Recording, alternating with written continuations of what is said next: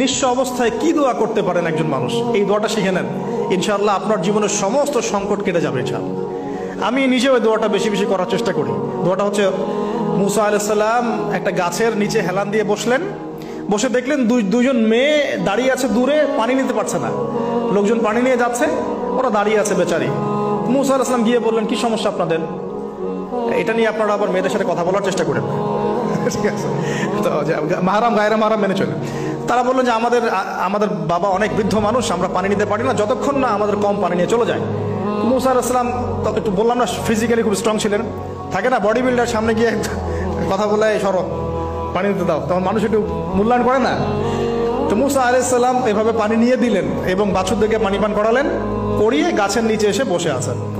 বসে বসে তিনি দোয়া করছেন, এই যে দোয়াটা তিনি দোয়া করছেন, রব্বি, একটা নেক কাজ করলেন, নেক কাজ করলেন না, মানুষের উপকার করলেন, নেক কাজ করে এসে গাছের নিচে বসে দোয়া করছেন, আল্লাহ এখানে তো আমার খাবার পানি বাসস্থান কিছুই নাই, আমি কি করব? রব্বি ইন্নি লিমা আনজালতা ইলাইয়া মিন খায়রিন ফাকির, রব্বি ইন্নি লিমা আনজালতা ইলাইয়া মিন খায়রিন ফাকির। আবার বলেন, রব্বি ইন্নি লিমা আনজালতা ইলাইয়া মিন খায়রিন ফাকির। অর্থ হচ্ছে, হে আল্লাহ, তুমি তোমার পক্ষ থেকে আমার উপরে যে নেয়ামতগুলো দিবে, আমি এর জন্য ফকির হয়ে বসে আছি। আল্লাহ অর্থ বুঝে পড়বেন ভাই, নামাজ রোজা হজ জাকাত যাই করেন আল্লাহর ওয়াস্তে অর্থ বুঝে পড়বেন।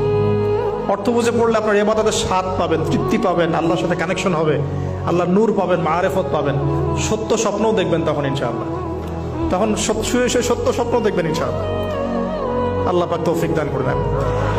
এবার আল্লাহ পাকের সাহায্য নেমে আসলো, ওই দুই মেয়ের মধ্যে একজন হেঁটে হেঁটে চলে আসে। এবার এই মেয়ের হাঁটা সম্পর্কেও কোরআন কথা বলেছে, সুবহানাল্লাহ। এই মেয়ে কিভাবে হেঁটে এসেছে এই হাঁটার বর্ণনাও কোরআন দিয়েছে। কোরআন বলেছে এই মেয়ে হেঁটে আসছে লাজুক পায়ে। এখন আপনি এই পুরো ওয়ার্ল্ডের মেয়েদের হাঁটা দেখেন, লজ্জা আছে? তাহলে মেয়েদের সাথে লজ্জা একটা গভীর সম্পর্ক আছে। এই মেয়ে প্রশংসা আল্লাহ পাক কোরআনে করলেন, লাজুক পায়ে লাজুক ভঙ্গিতে অবনত নয়নে সে হেঁটে আসলো।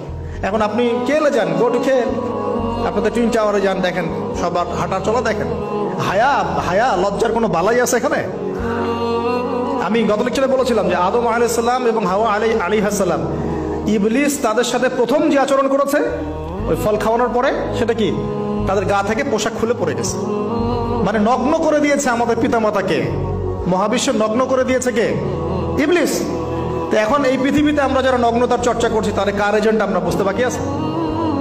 আমার কথা কি বুঝতে পারছেন কিনা? এই কানেকশন মেলানোর চেষ্টা করেন, ডটসগুলো মেলানোর চেষ্টা করেন। সামনে যাই প্রিয় ভাই, এই মেয়ে এসে বলছে, আমার বাবা আপনাকে ডাকেন, আমার বাবা আপনাকে ডাকছেন। তিনি গেলেন, বাবা শুআয়ব আলাইহিস সালাম। তখন এক বোন ইনডাইরেক্টলি বাবাকে বোঝাচ্ছে যে বিয়ে শাদী দিলে ভালো হয়। এক বোন বলছে যে আপনি তো তাকে পুরস্কৃত করতে চাচ্ছেন, তাহলে এইরকম কওয়িউন আমিন একজন মানুষকে সবচেয়ে ভালোভাবে পুরস্কৃত করা যায় তার যথাযোগ্য প্রতিদান দেওয়ার মধ্য দিয়ে। তো মেয়ের ইশারা বাবা বুঝেছেন, তিনি নিজের এক মেয়ের সাথে মুসা আলাইহিস সালাম বিয়ে দিলেন, সুবহানাল্লাহ। তবে শর্ত দিলেন, দেন মোহর কি? মোহর তো নাই। মোহর কি এবার? মোহর হচ্ছে 8 বছর তোমাকে আমার ফার্মে কাজ করতে হবে। এটা আগেকার একটা স্টাইল ছিল, সুন্নাহ। এটা এখন নাই যদিও, আগে এরকম ছিল যে দেনমোহর দেওয়ার জন্য এই একটা পদ্ধতি ছিল।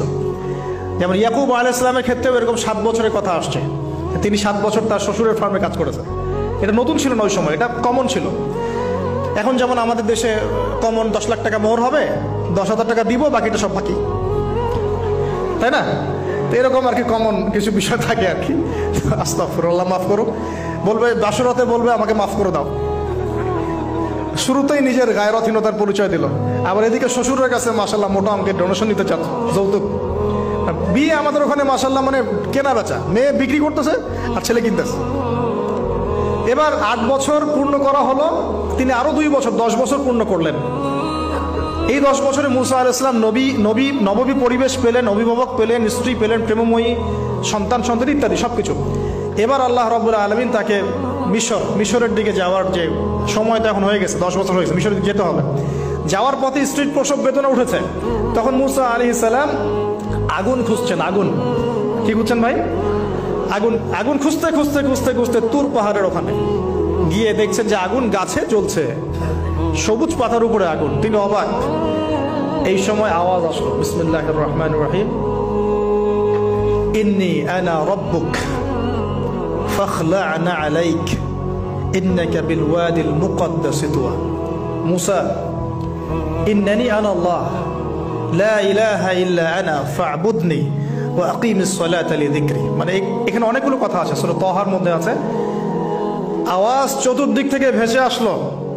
মহান আল্লাহ রব্বুল আলামিন তার শান অনুযায়ী, তার ইজ্জত অনুযায়ী তিনি যেভাবে কথা বলেন সেভাবে মুসা আলাইহিস সালামের সাথে কথা বললেন। আল্লাহু আকবার। বললেন, ইয়া মুসা, হে মুসা, ইন্নানি আনা আল্লাহ, নিশ্চয় আমি আল্লাহ, লা ইলাহা ইল্লা আনা, আমি ছাড়া কোনো ইলাহ নাই, ফা'বুদনি, তুমি আমার ইবাদত করো, ওয়া আকিমিস সালাতা লিযিকরি, আমার ইবাদতের জন্য সালাত কায়েম করো, আমার জিকিরের জন্য সালাত কায়েম করো, আমার স্মরণের জন্য সালাত কায়েম করো। ফাখলা'না আলাইক, তোমার জুতা খুলে ফেলো, ইন্নাকা বিল ওয়াদিল মুকদ্দাস তুয়া, তুমি তুয়া উপত্যকায় আছো, পবিত্র তুয়া উপত্যকায় আছো। আদব শেখানো হলো। এভাবে অনেক কথোপকথন হলো। নবী মুসা আলাইহিস সালাম ভয় পেয়ে গেলেন এবং আল্লাহ পাক আরো কথা বললেন, ওয়ামা তিলকা বিয়ামিনিকা ইয়া মুসা, তোমার ডান হাতে এটা কি? মুসা আলাইহিস সালাম বলছেন, ক্বালা হিয়া আসায়া আতাওয়াক্কাউ আলাইহা ওয়া আহুশু বিহা আলা গনামি ওয়া লিয়া ফিহা মাআরিব উখরা, এটা তো আমার লাঠি, এটা দিয়ে আমি ডালপালা পারি, আমার ওই যে গবাদি পশু চড়াই। আল্লাহ পাক বলছেন যে এটা ছুঁড়ে মারো, আলকিহা ইয়া মুসা, এটা ছুঁড়ে মারো। ফালকাহা, তিনি ছুঁড়ে মারলেন, ফাইদা হিয়া হাইয়াতুন তাসা, এবং এটা ছোটাছুটি শুরু করলো, বড় একটা সাপ হয়ে গেল। সুবহানাল্লাহ। এগুলো কোনো গাল গল্প নয়, এগুলো আল্লাহ রাব্বুল আলামিনের মুআজিজা, মুআজিজাতুল কুবরা, এটা বড় মুআজিজা। তিনি পিছনের দিকে দৌড়ানো শুরু করলেন সাপ দেখে, খাইফা ইয়াতারাক্কাব, মানে ভয়ে দৌড়ানো শুরু করলেন। আল্লাহ পাক বলছেন, লা ইয়াখাফু লাদাইনাল মুরসালিন, আমার কাছে রসুলগণ ভয় পায় না, তুমি ভয় পেও না, তুমি ওটাকে ধরো পিছন থেকে, সেটা আবার লাঠি হয়ে যাবে। পিছন থেকে হাত দেওয়া হলো, লাঠি হয়ে গেল। সুবহানাল্লাহ। এবার বলছে যে তুমি তোমার বগলের নিচে হাত ঢুকাও। মুসা আলাইহিস সালাম বগলে হাত ঢুকালেন, বের করলেন, হাত থেকে টর্চ লাইটের মতো আলো বের হওয়া শুরু। এটা দ্বিতীয় নিদর্শন। কেন দেয়া হলো নিদর্শন? এবার আল্লাহ পাক তার দায়িত্ব তাকে বলছেন, তোমাকে নিদর্শনগুলো কেন দিলাম, তোমাকে মনোনীত কেন করলাম, কেন তোমাকে মনোনীত করলাম? মুসা, তোমার কাজটা কি? তোমার কাজ এখন এটা, ইযহাব ইলা ফিরআউনা ইন্নাহু তাগা, তুমি ফিরআউনের কাছে যাও। ফিরআউন সীমা লঙ্ঘন করেছে, মনে আছে ফিরআউনের কথা? সীমা লঙ্ঘন করেছে। তখন মুসা আলাইহিস সালাম তার অপারগতা প্রকাশ করছেন এভাবে। তিনি বলছেন, আল্লাহ, আমার তো জিহ্বার জড়তা আছে, আর আমি তো ওখানে এক ব্যক্তি, আমার খুনের অভিযোগ আমার কাঁধে, আমি এখন কিভাবে কি করবো আল্লাহ? তখন আল্লাহ রাব্বুল আলামিন বলছেন, এই দোয়াটা করো। কোন দোয়া? মুসা আলাইহিস সালাম বললেন, রব্বি ইশরাহ লি সাদরি, হে আল্লাহ, আমার বক্ষ প্রশস্ত করো, ওয়াসির লি আমরি, আমার কাজকে সহজ করে দাও, ওয়াহলিল উকদাতাম মিন লিসানি, আমার জিহ্বার সমস্ত জড়তা দূর করে দাও, ইয়াফকাহু কাওলি, যাতে মানুষ আমার কথা বুঝতে পারে। আর আমার সাথে আমার পরিবারের মধ্যে থেকে ওয়াজআলনি ওয়াজিরাম মিন আহলি, আমার পরিবারের মধ্যে একজন ওজির আমাকে দাও, সাথী। হারুন আখি, আমার ভাই হারুনকে দান কর। সুবহানাল্লাহ। হারুন আলাইহিস সালামকে নবুয়ত দেয়া হলো, দুজনকে আল্লাহ পাক এখন বলছেন, ইযহাবা ইলা ফিরআউন, তোমরা দুজন এখন ফিরআউনের কাছে যাও। ফাইন্নাহু তাগা ফাকুলা লাহু কাওলাল লাইয়িনা, তবে তাকে গিয়ে কর্কশ ভাষায় কথা বলবে না, নরম স্বরে কথা বলবে। দায়ীদের এখানে সুন্নাহ, দায়ীদের জন্য শিক্ষা আছে, দায়ী আলেম যারা মুবাল্লিগ তাদের শিক্ষা আছে। ফিরআউনের সামনে গিয়ে দাওয়াত দিলেও কিভাবে দিতে হবে? ফাকুলা লাহু কাওলাল লাইয়িনা, নম্রভাবে কথা বলো। লাআল্লাহু, কেন নম্রতার সাথে? লাআল্লাহু ইয়াতাযাক্কারু আও ইয়াখশা, হয়তোবা নম্রতা প্রদর্শন করলে সে উপদেশ গ্রহণ করতে পারে, অথবা সে আল্লাহকে ভয় করতেও পারে। আল্লাহ পাক তো আগে থেকে জানেন সে ঈমান আনবে না, তারপরেও আমাদের আদব শিখাচ্ছেন আল্লাহ পাক এখানে। তারা দুজন চলে গেলেন, দাওয়াত দিলেন। ফিরআউন মশকরা করছে,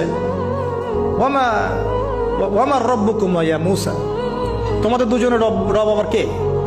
হ্যাঁ, মুসা আলাইহিস সালাম বুঝাচ্ছেন, রব্বি আল্লাযী, আমার রব সেই রব যিনি জীবিতকে মৃত করেন, মৃতকে জীবিত করেন, ইত্যাদি। মানে যার হুকুম ছাড়া একটা গাছের পাতাও নড়ে না, যিনি মাটি থেকে সব উৎপন্ন করেন, বৃষ্টি বর্ষণ করেন, সব বুঝালেন। ফিরআউনের বক্তব্য তখন এটাই ছিল, তোমাদের কাছে কি কোন নিদর্শন আছে, কোন আয়াত নিদর্শন আছে? হ্যাঁ, নিদর্শন আছে। কি? লাঠি ছুঁড়ে মারলেন, সাপ হয়ে গেল। এখন ফিরআউন বলছে, এটা তো জাদু, এটা কি?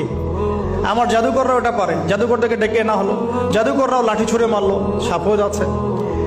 কিন্তু এই বড় সাপ ওদের সব সাপকে খেয়ে ফেললো। তখন ফেরাউন কিন্তু ভয় পেয়ে গিয়েছিল।